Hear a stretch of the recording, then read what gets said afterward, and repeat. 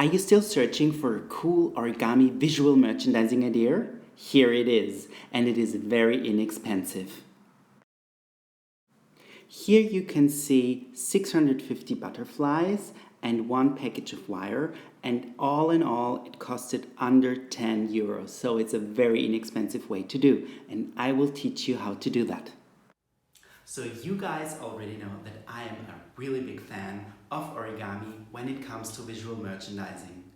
It is a very simple and also very effective way how you can decorate your shop or your home in a very simple way. I will teach you a very simple butterfly shape that you can use for your visual merchandising. My name is Gabriel Baradee and I am a fashion designer from Vienna and a pioneer in sustainable fashion design in Austria. And without further ado, let's jump into the video.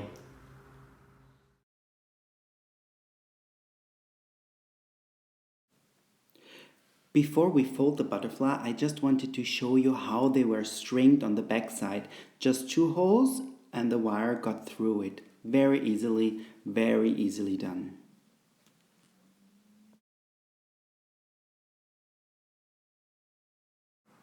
First of all, you need a square paper. This one is 8.5 by 8.5 centimeters. And it's very easy to do. You just fold it diagonally as shown on the one side, press it flat, open it up, and then you have to fold it another time on the other side. Press it flat again. Then you open it up again and you fold it in half. Also very easy. Origami is a great way to do your visual merchandising because it's very inexpensive and very dramatic, it can be. So then the next step is that you fold the edges inside.